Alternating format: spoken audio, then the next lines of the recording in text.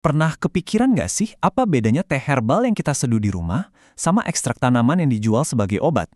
Nah, hari ini kita bakal bedah tuntas topik ini, tapi dari sudut pandang seorang ahli teknologi farmasi. Jadi kita nggak akan cuma ngomongin soal nyeduh teh ya, kita bahkan menyelam jauh lebih dalam ke sains di baliknya. Kutipan ini, nah ini kuncinya. Lupakan deh bayangan soal ramuan-ramuan ajaib. Kenyataannya, pembuatan obat herbal modern itu adalah soal sains yang presisi banget.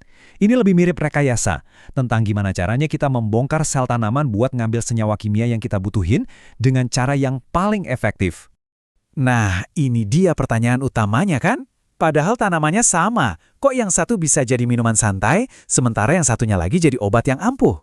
Oke, mari kita bongkar rahasianya satu persatu.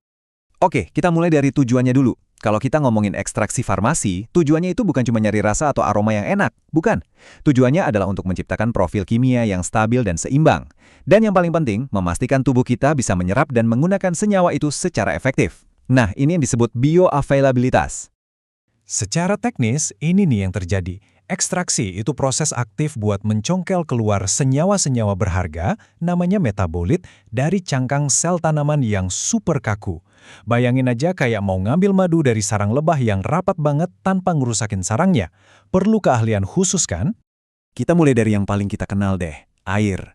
Air itu kan pelarut universal, aman, dan murah meriah. Ada dua metode dasar yang pakai air, yaitu infusa dan dekokta. Dan kemungkinan besar, Anda semua udah pernah melakukannya di dapur tanpa sadar. Nah, coba lihat deh perbedaannya di sini. Infusa itu tuh pada dasarnya kayak nyeduh teh. Cepet, cuma 15 menit, dan cocok banget buat bagian tanaman yang lunak kayak daun dan bunga. Kenapa? Biar senyawa-senyawa penting yang rapuh itu nggak rusak kena panas. Sebaliknya, dekokta itu butuh waktu 2 kali lebih lama, direbus sampai 30 menit. Ini wajib hukumnya buat bagian yang keras-keras, kayak akar dan kulit kayu, biar senyawanya dipaksa keluar.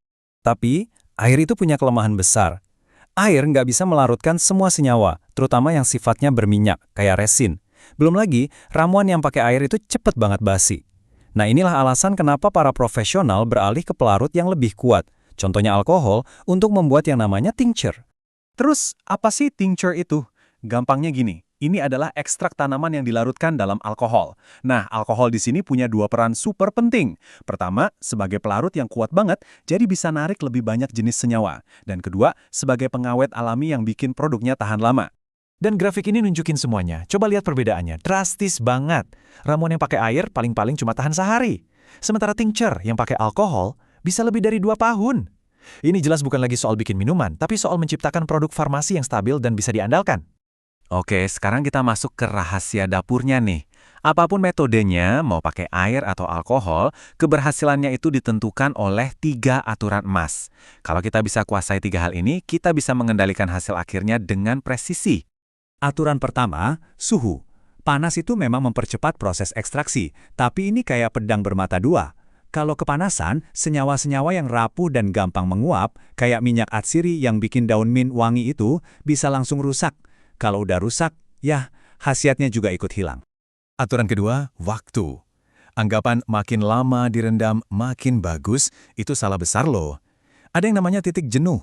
Setelah titik itu tercapai, pelarutnya udah nggak bisa nyerap zat aktif lagi. Malah, yang keserap justru sampahnya, kayak tanin berlebih yang bikin ekstraknya jadi sepat dan nggak stabil. Dan aturan ketiga, ukuran partikel. Logikanya sih simple ya, semakin halus bahannya digiling, semakin cepat ekstraksinya, karena luas permukaannya makin besar. Tapi jangan kebablasan juga, kalau terlalu halus kayak tepung, bahannya malah bakal menggumpal, nyumbat semua peralatan. Wah, prosesnya bisa jadi mimpi buruk. Jadi, dengan semua aturan tadi, gimana dong seorang profesional memilih metode yang paling pas? Jawabannya ada pada pemahaman yang mendalam soal kimia tanaman itu sendiri. Ini bukan soal selera atau kebiasaan, tapi soal strategi kimia yang diperhitungkan matang-matang. Nah, slide ini bisa dibilang contekan praktisnya. Metode panas ke infusa dan dekokta itu dipilih untuk senyawa-senyawa yang tahan panas dari bagian tanaman yang keras dan biasanya buat produk yang bakal langsung dipakai.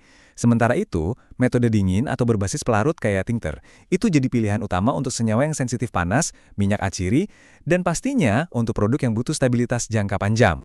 Jadi, kapan sih para ahli memilih metode dingin atau pakai tincture? Jawabannya ketika tujuannya adalah presisi dan stabilitas, yaitu saat mereka perlu melindungi senyawa-senyawa rapuh atau mau menarik zat berminyak, dan yang paling krusial, saat mereka mau menciptakan produk yang konsisten dan efektif dari botol pertama sampai botol terakhir. Pada akhirnya, ya ini tujuan utamanya. Proses ekstraksi yang ilmiah itu memastikan setiap tetes produk mengandung dosis terapi yang akurat dan bisa diandalkan.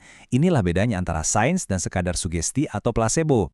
Jadi lain kali Anda lihat produk herbal, coba tanyakan ini pada diri sendiri. Apakah produk ini benar-benar membuka kekuatan sejati tanamannya, atau sebenarnya kita cuma minum air berperisa? Jawabannya ada pada ilmu di balik proses ekstraksinya. Terima kasih sudah menyimak.